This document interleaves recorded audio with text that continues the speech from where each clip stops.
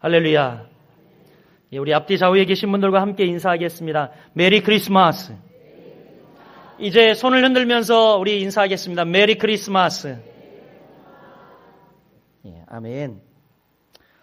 여러분, 원래 메리 크리스마스의 기원은 충청도에서 시작되었다는 말이 있습니다.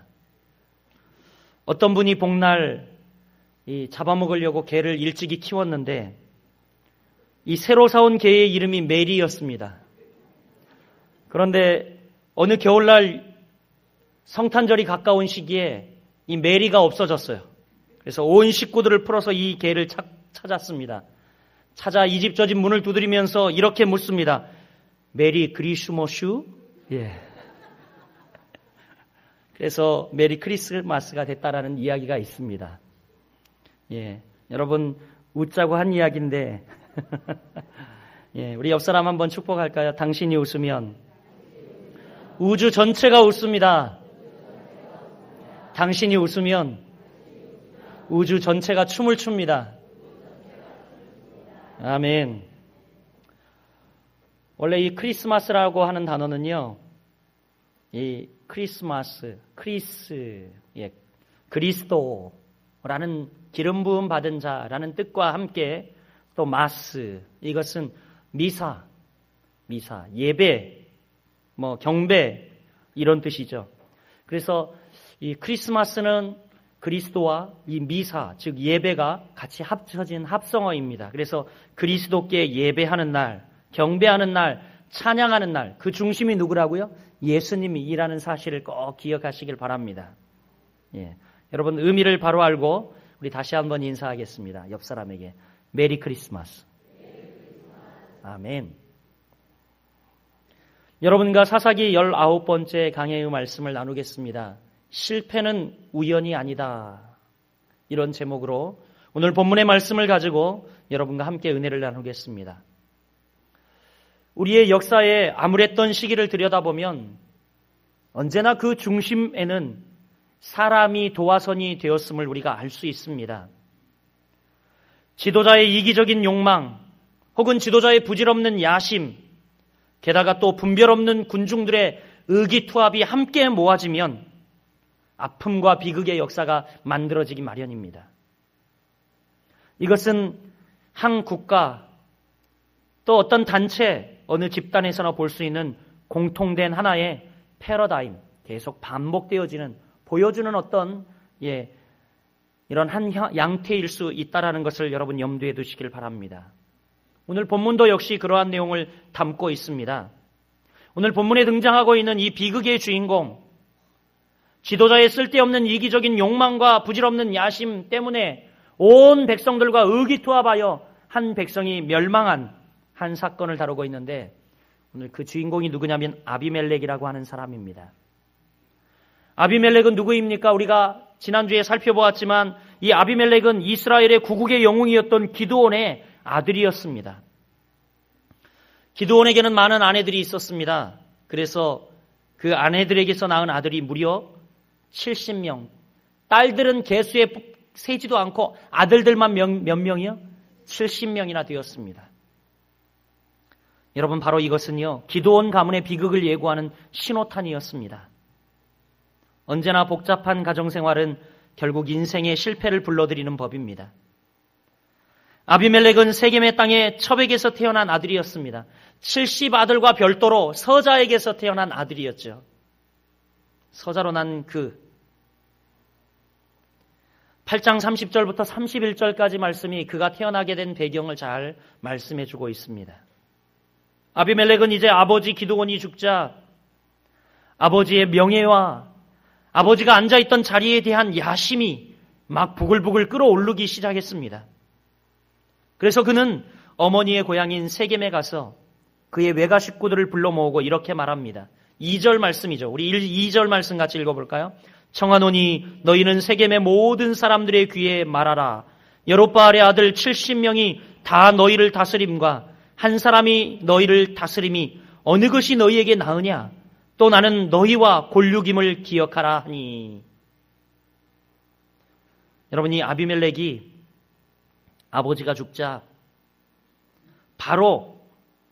이 이제 자기의 외가들이 몰려 살고 있는 그 세겜 땅, 자기 어머니의 고향인 세겜 땅으로 달려가서 이야기를 합니다. 아비멜렉이 자신의 야심을 이루기 위해서 지금 선동하고 있습니다. 그의 주장은 이런 것 아닙니까? 이 기드온의 아들 70명이 한 나라를 다스리면 얼마나 복잡하고 힘들겠느냐 이거죠. 차라리 나 한 사람이 다스리는 것이 훨씬 낫지 않겠느냐, 이런 제안을 합니다. 그리고 여러분 말을 마치면서 뭐라고 이야기합니까?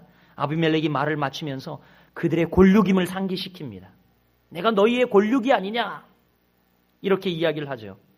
골육이라는 말은 나와 피를 나눈 친척이라는 이야기입니다. 참 말은 그럴듯합니다. 그렇지 않습니까? 언제나 사람들을 선동하는 말은 정말 그럴듯합니다. 여러분 그렇지 않습니까? 우리가 선거하면서 많이 보았죠. 정말 있지도 않은 일들을 쫙 만들어내어서 스토리를 인터넷에 여기저기 막 그냥 정말 진짜인 것처럼 올려서 많은 사람들을 혼미케 합니다. 정말 그런가? 나중에 이 선거 끝나고 밝혀보면요, 다 거짓말이었어. 다 거짓말. 언제나 선동하는 말은요, 그럴듯합니다. 우리 옆 사람에게 한번 이야기해 봅시다. 언제나 선동하는 말은 그럴듯합니다. 그렇습니다. 이렇게 선동하는 말은 그럴듯합니다. 그러나 그 가운데에는 아비멜렉의 아주 음흉한 야망이 숨겨져 있고 그것이 표출되고 있습니다. 아비멜렉은 기드온을 이어서 이스라엘의 1인자가 되고 싶었던 겁니다.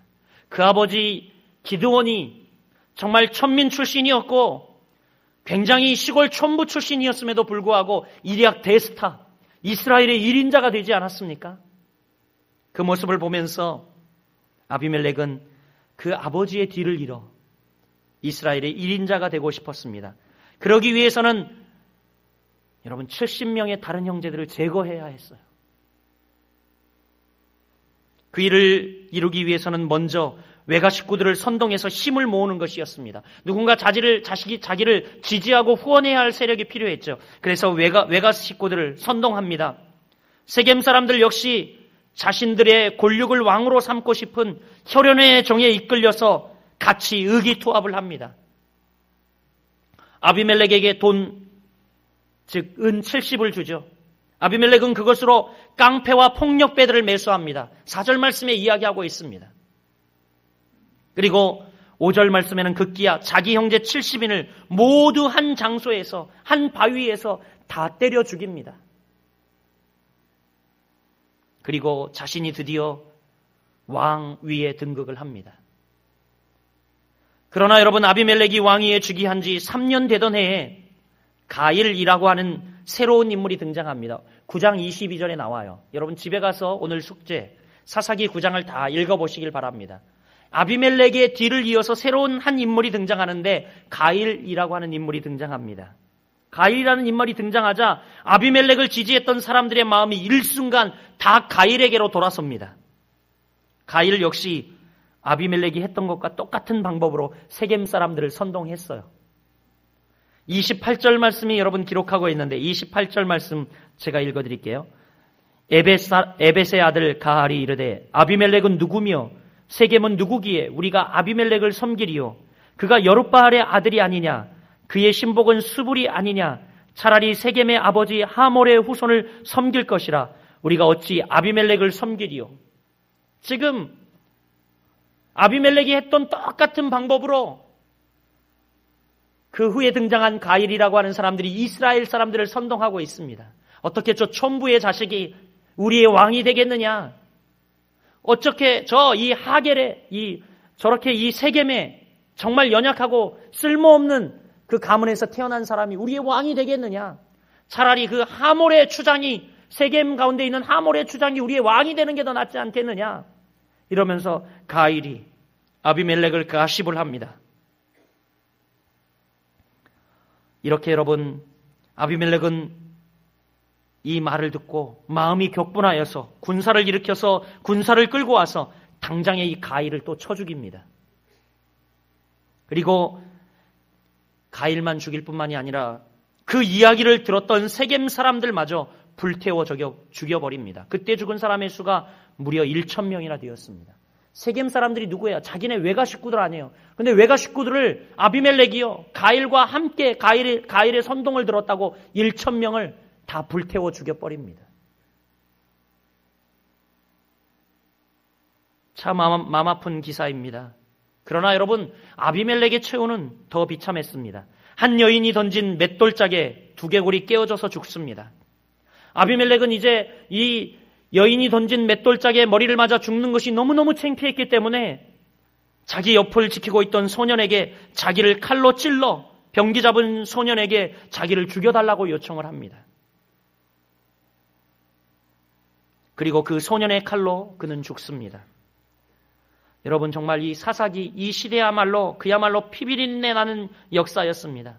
민족으로서는 고통이었고 기드온의 가문으로서는 아주 부끄러운 패망. 화려하게 출발했다가 이제 완전히 기드온의 가문이 패망하는 참담한 모습을 보여주고 있습니다. 아비멜렉 개인으로서는 비참한 실패의 기록이 오늘 본문에 기록되어 있습니다. 여러분, 오늘 이 역사적인 기록을 통해서 우리가 무엇을 배워야 합니까? 성경은 이 사건을 통해서 우리가 무엇을 배우고 성경은 무엇을 또 교훈하고 있는지 우리가 생각해 보았으면 좋겠습니다. 오늘 이 본문을 통해서 우리가 교훈받을 수 있는 첫 번째 사건은 뭐냐면 헛된 야망을 품지 말라는 것입니다. 우리 옆 사람에게 한번 이렇게 이야기하죠. 헛된 야망을 품지 맙시다. 아멘. 여러분, 인간의 헛된 야망은 언제나 큰 화를 불러옵니다. 우리를 넘어지게 만들고 인생을 실패하게 만듭니다. 기드온을 보십시오. 기드온의 인생은 처음에는 성공이었습니다. 연약한 그는 하나님을 의지하면서 또 때로는 하나님을 시험하면서 하나님의 증거와 하나님의 역사를 그의 눈으로 목도하면서 그는 하나님을 붙들고 있었기 때문에 성공했어요. 적은 300명의 숫자를 가지고 저 미디안의 군사, 상대할 수 없는 모래왈과 같은 많은 군사들을 단방에 물리친 훌륭한 이스라엘의 사사였습니다. 이스라엘의 많은 사람들이 그를 존경하기 시작했습니다. 기드온은 자기 자신을 잘 통제할 줄 알았습니다. 이스라엘 백성들이 기드온의 명성이 이렇게 올라가자 기드온에게 찾아와 자신들에게 왕이 되어줄 것을 요청했습니다. 기드온뿐만이 아니었죠. 여러분, 지난주에 우리가 말씀을 읽었지만 당신의 아들이, 당신의 손자들이 대대에 이어 우리를 다스려줄 것을, 이스라엘 백성들의 왕이 될 것을 요청하였습니다. 그때 여러분, 기드온이 무슨 말을 했나요? 다 까먹으셨죠? 8장 23절 말씀을 한번 보십시오. 바로 앞장 말씀인데 뭐라고 이야기하고 있는지 우리가 같이 한번 읽어보도록 하겠습니다. 같이 읽어보죠. 시작. 기드온이 그들에게 이르되 내가 너희를 다스리지 아니하겠고 나의 아들도 너희를 다스리지 아니할 것이요 여호와께서 너희를 다스리리라. 아멘. 누가 그들을 다스리리라? 여호와께서. 나도 너희를 다스리지 않고 나의 아들도 너희를 다스리지 않겠다. 오직 여호와께서 너희를 다스리리라. 기드온은 자기 자신이 왕으로 부름받지 않음을 분명히 알았습니다. 자기가 왕으로 부름받은 것이 아니라 사사로 부름받고 자기가 서야 할 자리가 무엇인지, 자신의 사명이 무엇인지 정확히 그 자리를 알았어요. 다시 말해서 기드온은 자기 분수를 지킬 줄 알았습니다. 자기 분수를 알았어요. 분수를. 그런데 기드온이 말년에 그만 분수를 넘는 일을 하고 말았습니다. 그것은 뭐였습니까? 제사장의 영역을 침범한 거였어요. 에봇을 만들었죠. 그냥 에봇을 만들어서 그는 실패의 나락으로 그의 인생이 떨어지고 맙니다. 기드온의 인생은 참 멋있게 비행하는 데는 성공했는데 고마 착륙에는 실패하고 말았어요. 우리 옆 사람에게 축복할까요? 당신의 인생이 비행하는 데에도 성공하고 착륙하는 데도 성공하길 바랍니다. 그렇습니다. 우리 인생이요, 멋지게 날아가고 멋지게 비행하는 데도 성공해야지만 우리가 여러분 나중에 이 착륙하는 것도 중요합니다. 아비멜렉 역시 마찬가지였죠. 아비멜렉이라는 이름 뜻이 무엇인 줄 아십니까? 아비멜렉, 두 단어가 만나서 합성어인데 아비는요, 우리 한국말하고 똑같아요. 바로 아버지, 아비라는 뜻이에요. 똑같습니다. 아비멜렉. 이 아비는 우리나라 말과 똑같이 아버지라는 의미고 멜렉.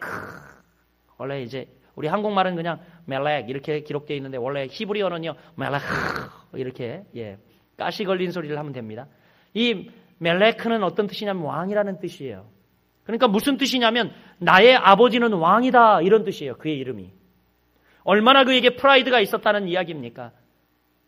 그의 이름이 나의 아버지는 왕이다. 즉 그가 기드온의 아들로 태어나지 않았습니까? 기드온은 사사였어요.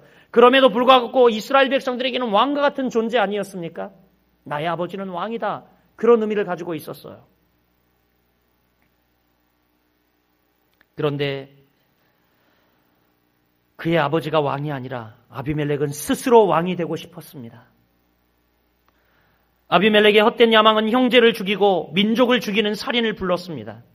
그리고 결국에는 3년의 주기를 끝으로 3년 동안 왕위에 있다가 여인이 던진 맷돌에 두개골이 깨져서 죽는 비참한 최후를 맞고 맙니다. 우리 사랑하는 거룩한 빛 성광교회 성도 여러분, 누구나 사람은 자기 자신이 지켜야 할 분수가 있습니다. 분수를 넘어 제자리에 있지 않으면요, 그 삶이 아름답지 못합니다. 자신의 분수, 자신의 본분을 망각할 때 참 추하게 보일 수가 없습니다. 그리고 그때 사람이 교만해질 수 있습니다. 그때 범죄합니다. 그때 넘어지고 그때 실패한다라는 겁니다. 사사기 9장에는 우화 한 토막이 기록되어 있습니다. 집에 가서 읽어보라고 했죠. 이 아비멜렉이 70형제들을 다 죽일 때에 도망했던 이 말제 아들 요담이 기록한 내용입니다. 요담은 70명의 자기의 형제들이 한자리에서 떼죽음을 당할 때에 생명을 구한 기드온의 말제 아들입니다. 요담은 아비멜렉이 왕위에 올랐을 때 그리심산 꼭대기에 올라가서 세겜 사람들에게 큰 소리로 이 우화를 들려주었어요. 그리고 이어서 아비멜렉을 저주했습니다. 그 내용이 바로 7절부터 21절까지 나오고 있습니다. 그 우화의 내용은 바로 이런 겁니다. 지금 여러분 읽어보지 마세요. 말씀에 집중하세요. 제가 이 우화의 내용을 말씀해 드릴게요. 어느 날 숲속 나무들이 감람나무에게 자신의 왕이 되어 달라고 요청을 합니다. 그런데 감람나무는 너무 겸손했어요. 그래서 뭐라고 이야기하냐면 나는 하나님을 영화롭게 하고 사람을 영화롭게 하는 직분을 놔두고 나무들의 왕이 될 수 없다. 이렇게 거절을 합니다. 왕이 된 것을 거절해요. 그러자 이번에는 이 무화과 나무에게 왕이 될 것을 요청합니다. 숲속 나무들의 요청을 받은 무화과 나무는 무화과 나무 역시 나의 단 것, 나의 아름다운 열매, 나는 이것을 맺어 그것을 맺는 직분이 나의 직분이기 때문에 나는 왕을 할 수 없다고 이야기를 합니다. 그러자 이번에는 포도나무에게 요청을 합니다. 포도나무 역시 거절을 하며 이야기합니다. 하나님과 사람을 기쁘게 하는 술을 만들어야 하기 때문에 나는 왕이 될 수 없다라고 이야기를 합니다. 모두가 거절했어요.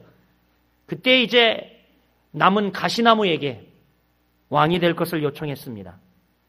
그러자 가시나무는요, 교만하게 이렇게 이야기합니다. 나를 왕으로 만들지 않으면 내가 너희 모두를 불질러 버리겠다고 협박하면서 자기 자신을 오히려 왕으로 삼아달라고 자기 자신이 요청을 합니다. 가시나무는 다른 나무와 정반대였습니다. 다른 나무에 비해서 가시나무는 아무런 가치 없는 나무이면서 다른 나무들에게 내 그늘에 와서 피하라라고 이야기합니다. 여러분, 가시나무 그늘에 들어가서 어떻게 피합니까? 찔러서, 그렇죠? 그런데 내 그늘 밑에 들어와서 피하라고 이야기합니다. 그리고 자기가 왕이 되려고 합니다. 요담은 이 우화를 통해서 아비멜렉 바로 당신이 이 가시나무와 같은 존재라고 이야기하며 세겜 사람들에게 우화를 통하여 깨닫게 해줍니다. 이렇게 자신의 분수를 알지 못하고 헛된 야망을 품는 자라는 것. 그러기에 백성들에게 유익을 주지 못하는 인물이 아비멜렉이라고 요담은 이야기합니다. 요담은 결국 아비멜렉의 인생이 이 종국에는 파멸로 끝날 것을 예언했고요.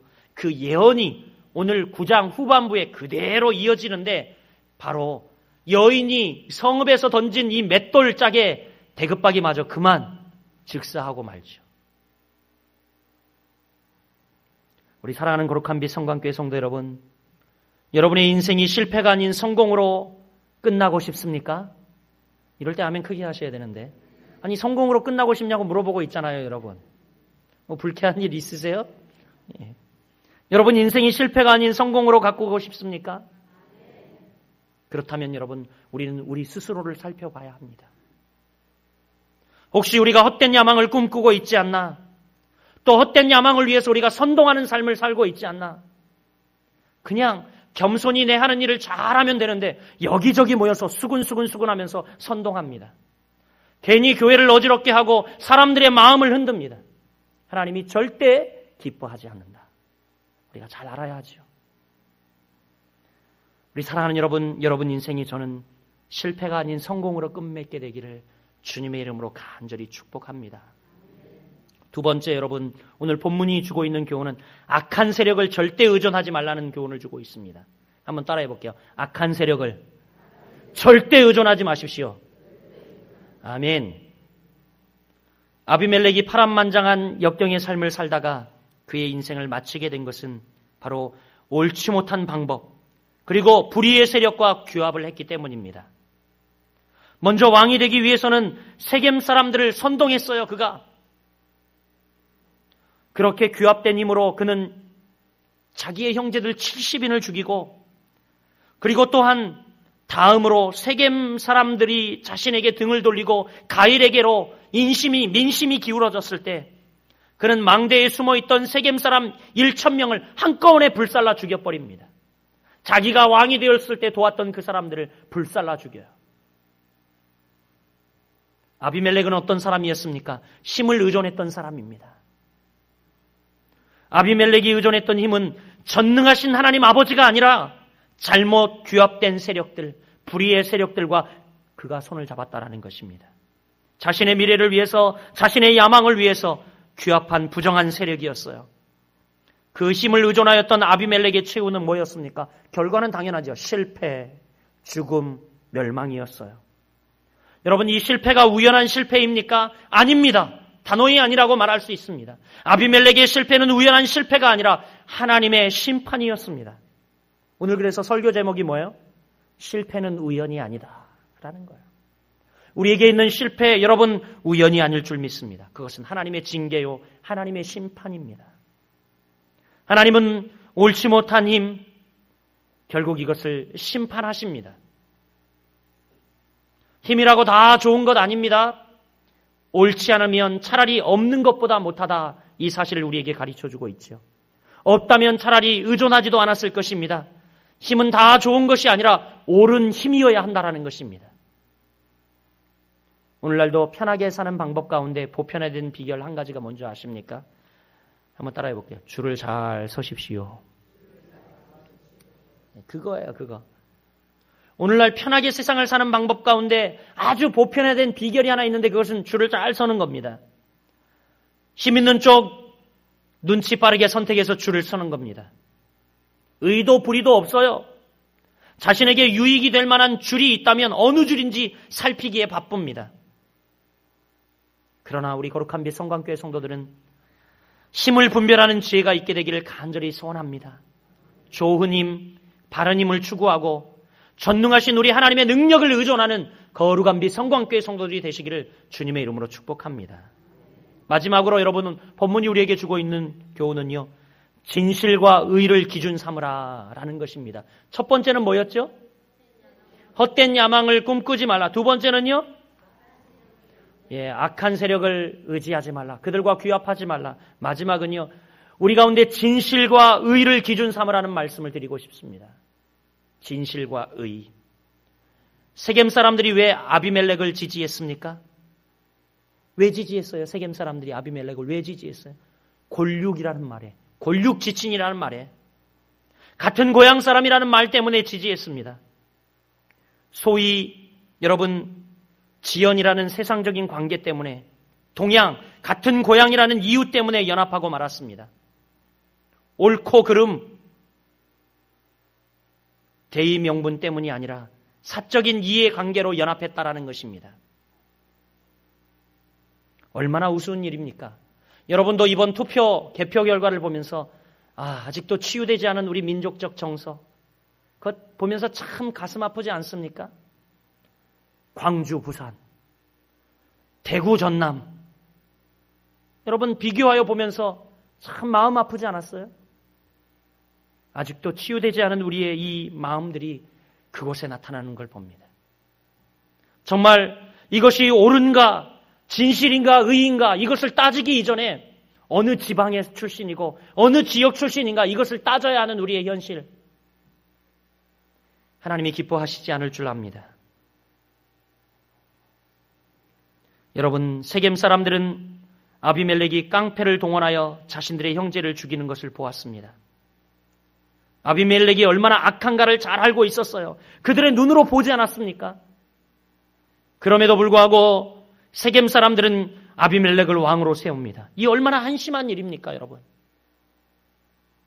불의와 짝하고 그리고 또한 불의와 짝하며 또 자신의 형제들을 무려 70명이나 죽이는 그 사람을 어떻게 지도자로 세우고 있는지 세겜 사람들이 잘 이해가 되지 않아요. 그런데 그 이유는 딱 한 가지밖에 없었어요. 골육이라는 이유 때문에. 골육이라는 이유 때문에. 옳고 그름의 대의 명분은 사라져버리고 사적인 인간관계로 연합하고 말았습니다. 이들의 의와 진실함의 삶의 기준, 이것은 완전히 무너졌어. 의는 사라지고 진실함도 사라져버린 그런 시대였습니다. 오늘날 우리의 정치 현실이 그렇지 않습니까? 국가를 위하고 국민을 위한 대의 명분은 구호일 뿐입니다. 실상은 모두가 다 자기들의 이기적인 계산에 따라 연대를 합니다. 쉽게 후보를 사퇴하고 쉽게 누구를 지지한다고 그냥 들어가 버리고 또 이 선거 자금이나 챙기는 이런 한심한 일들, 뻔한 정치 공작, 진리가 없어요. 의가 사라졌어요. 말로는 다 나라를 위한다라고 이야기하지만 다 명분뿐인. 여러분, 이런 부끄러운 모습이 우리의 삶의 현장에서도 재현되고 있습니다. 저와 여러분도 그 현장에 있다는 점을 아십니까? 여러분, 저도 그 자리에 서 있습니다. 그러나 여러분, 우리는 이런 자리에서 뛰쳐나와야 합니다. 용기 있게 뛰쳐나와야 합니다. 우리는 하나님 나라와 그의 영광과 예수 그리스도의 몸된 교회의 부흥과 복음 확장이 우리의 삶의 기준이 되어서 하나님의 의와 진리가 우리의 삶의 기준이 되어서 그런 자리가 아니라면 과감히 뛰쳐나올 수 있는 용기가 여러분에게 필요하다는 사실입니다. 불의와 힘을 규합했던 아비멜렉, 그리고 그 힘을 사용했던 아비멜렉, 그의 출발은 쉬웠을지 모르겠습니다. 그는 아주 쉽게 성공을 거머쥐었습니다. 단방의 왕이 되었어요. 70명의 형제를 다 때려 죽이고 한 방의 왕이 되었습니다. 그러나 그것은 성공이 아니었습니다. 그것은 승리가 아니었습니다. 왜요? 그의 최후는 실패였기 때문입니다. 실패도 아주 비참한 실패였기 때문입니다. 이제 말씀을 맺겠습니다. 한 해를 마무리하고 또 우리는 언젠가 인생을 끝맺음해야 하는 우리입니다. 여러분, 여러분의 인생의 끝맺음을 실패가 아닌 승리로 마무리하고 싶습니까? 잘 살아왔는데, 힘들게 고생하며 다름박질 해왔는데 마지막을 잘못해서 인생의 착륙에 실패하는 사람들이 많이 있습니다. 여러분, 혹시 여러분은 그렇지 않습니까? 이 시간 여러분 간절히 권면합니다. 삶의 기준을 의와 진실함으로 삼으시길 바랍니다. 끝까지 의롭게 사시길 바랍니다. 이 시대에 의인이 없어진다고 여러분도 쉽게 죄인의 자리에 서고 불의와 타협하는 것이 아니라 끝까지 의롭게 외롭더라도 살아가시길 주님의 이름으로 축복합니다. 진실하게 사시기를 주님의 이름으로 부탁합니다. 여러분, 헛된 욕심을 품지 마십시오. 여러분의 분수를 지키십시오. 그릇된 힘을 의지하지 마십시오. 오직 우리 인생의 전부 되신 여호와 하나님을 의지하십시오. 그리고 그분을 주목하며 그분 앞에서 정직하십시오. 그곳에 인생의 역경을 이기는 새로운 길이 반드시 열려질 줄 믿습니다. 그곳에 진정한 최후의 승리가 있고 그곳에 진정한 승리의 계가를 부를 귀한 아름다운 날들이 여러분에게 기다리고 있음을 믿으시며 오늘도 주 앞에 언제나 진리의 길, 의의 길을 걷는 우리 거룩한 빛 성광교회 성도들이 되시기를 예수 그리스도의 이름으로 축원합니다.